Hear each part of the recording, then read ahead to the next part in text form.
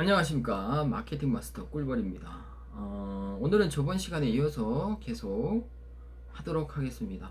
여러분들이 궁금해 하시는 부분들 중에 또 보면 저작권 관련해서 또 궁금해 하실 거라고 생각합니다. 여러 가지 부분들에 대해서 우리가 어, 이 저작권도 이야기를 할 수 있지만 우리가 필요한 것만 딱 알고 계시면 될 것 같고요. 그리고 뭐 사진 관련해서도 그렇고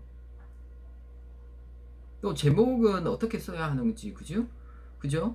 어, 어, 어떻게 쓰는 것이 더 검색 로봇에 도움이 되는가? 그리고 제목을 어떻게 쓰느냐에 따라서 어, 내용과 또 어떤 식으로 충실하게 또 이어지는가, 이런 부분도 굉장히 중요한 부분이고요.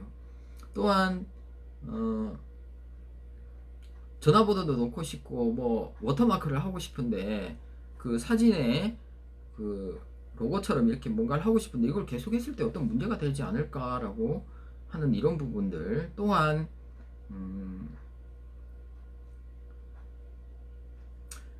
뭐 최적화 블로그, 저품질 블로그에 대한 뭐 경계선이라고나 할까요? 뭐 어떤 방식으로 우리가 한번 해석을 해야 하는가. 또한 방문자 수를 오토 프로그램으로 해서 이렇게 늘리게 되었을 때 이것이 과연 어느 정도까지 도움이 될 것이며, 또한 이런 부분을 좀 알고 이렇게 접근을 해야 되지 않을까. 그리고 뭐 모바일 뷰에 노출이 되기 위해서 우리가 또 어떤 방식으로 해야 되고, 중복 문서는 어느 정도 기준을 잡고 해야 되고, 뭐 글자 수 같은 경우에는 또 얼만큼 넣어야 되고, 이런 것들이 여러분들 궁금하시잖아요, 그죠? 또한 이런 것들을 나한테 내 지금 현재 상황에 맞게 어떻게 적절하게 융화를 시켜서 자연스럽게 우리가 포스팅을 할 수 있느냐. 할 수 있습니다, 여러분들. 저 또한도 작가가 아니고 글 쓰는 거 정말 싫어합니다. 근데 작가라도 같은 내용의 글들을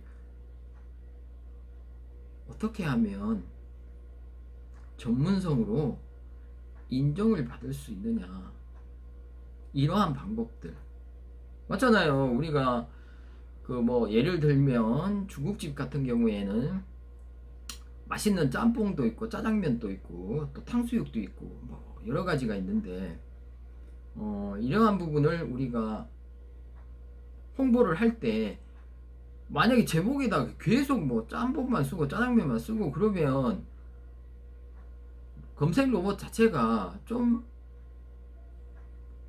상업성인 스팸성, 그죠? 막 싫든 좋든 막 날리는 스팸성 문서 혹은 이러한 출처에 관련된 이 블로그 자체가 좀 문제가 있다. 알고리즘이라고 하는 것은 각각의 어, 이름을 가지고 있으며 이런 것들이 복합적으로 연결이 그물망처럼 되어 있습니다. 그래서 이런 것들을 우리가 제대로 알고 있어야지 어, 글을 쓸 때 원활하고 쉽게 쓸 수가 있다. 그렇게 볼 수가 있고요. 그래서 이러한 부분들에 대해서 차근차근 뭐 이것뿐만이 아니고 여러 가지 예시를 들면서 앞전 시간에도 얘기했지만 우리가 혹은 제가 여러분들과 함께 이렇게 이야기를 하는 그 파트로 나눠보면 이런 원리적인 측면을 알아야지 우리가 저품질이나 최적화 블로그에 대해서 좀 더 가깝게 다가설 수 있다. 그리고 이러한 이야기들을 무엇을 근거로 할 것이냐. 저의 경험은 그 속에 또 제가 하나 더 추가하여서 테스트를 한 이런 내용들, 그리고 여기에다가 제 지인분들이나 이렇게 뭐 이쪽으로 하다 보니까 알게 된 지인분들에 대한 이런 것들 보면서 제가 느낀 점, 뭐 영업 비밀이죠, 그분들에게는. 하지만 적정선에서 여러분들께 또 이야기를 해드릴 것이고, 그리고 제가 다니면서 2004년도부터 하면서 글이 안 올라가기 시작하고 이러면서 제 블로그와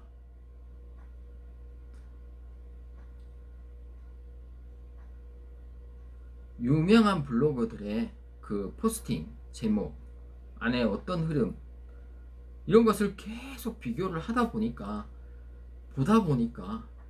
한 십몇 년을 쳐다보다 보니까 이제야 보이더라.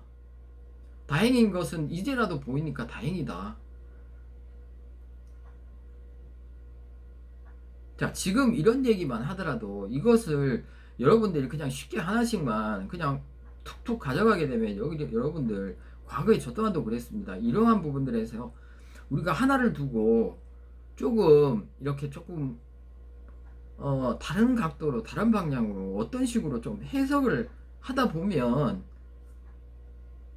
이게 그럴 만한 가치가 있는가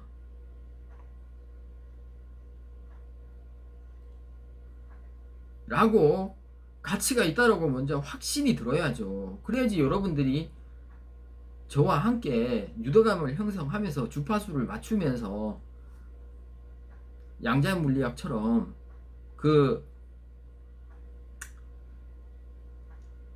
주파수가 맞았을 때 가장 시너지 효과를 일으키는 내 생각대로 된다.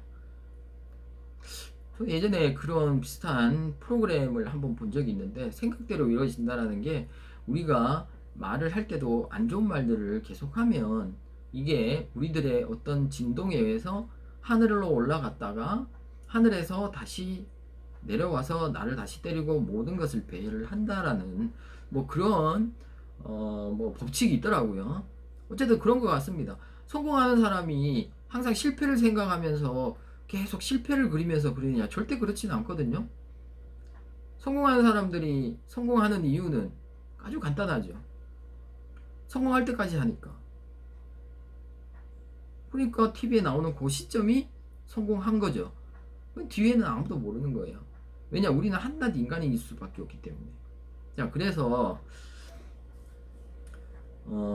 이러한 시간들이 굉장히 의미가 있다고 보고요. 앞으로 뭐 이러한 부분들을 하나씩 여러분들과 함께 나눠볼 것입니다. 그리고 이 영상을 보시는 분들 중에 유료 강의로 듣고 계시는 분들 혹시라도 여러분들 뭐 미리 제가 언지를 하였고요. 분명히 중복이 되는 부분은 있으나 분명한 것은 그러니까 유료 교육이 분명히 얻어가는 것이 많을 수 있도록 제가 배치를 하였고 안에 내용도 그렇게 하였고 좀 효율적인 부분도 더 담겨 있다라고 미리 제가 언지를 했고요. 그래서 여러분들도 마찬가지 차이점은 이거밖에 없습니다. 결국에는 시간이 지나서 어쩌면 여러분들이 이 강의를 뭐 무료로 듣는 여러분들이 어쩌면 나중에 더 탄탄해질 수가 있습니다. 제가 이런 단어를 많이 쓸 거거든요. 블로그를 탄탄하게 하여야 되고 기초 체력을 탄탄하게 하여야 되고 이 기초 체력이라는 것은 여러분들이 수차례 저하고 반복을 하셔야 됩니다. 하나를 우리가 얻었으면 그 하나에 대해서 굉장히 자주 왜 그럴까요, 여러분? 왜 그럴까요? 왜 이 한 번만 하면 되지? 왜 여기 와서 이런 얘기를 할까요? 이유가 있겠죠.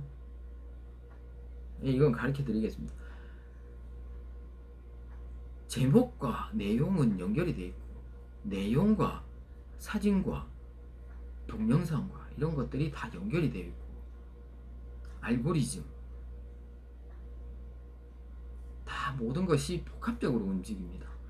앞전 시간에도 이야기를 했다시피 알고리즘이란 것은 하나의 그물망처럼 수학 공식처럼 명령어로 만들어진 집합체입니다. 그래서 실제로 그거를 공시를 했는 것을 이렇게 보면 저는 뭐 이해를 못할 뭐 그렇지만 전체적인 것만 이해를 하면 되니까요. 제가 거기까지 뭐 빠져들 필요는 없을 거라고 생각이 들고요. 이런 것들이 모두 연결이 되어 있습니다. 하나만 잘해서 여러분들 최적화가 되고 하나만 잘한다고 해서 하나 못한다고 해서 하나 잘못했는데 그게 계속 반복적으로 패턴으로 인해서 잘못했을 경우에 적품질이 올 수 있다라고 이야기를 하고 있습니다. 오늘 여기까지 하겠습니다. 감사합니다.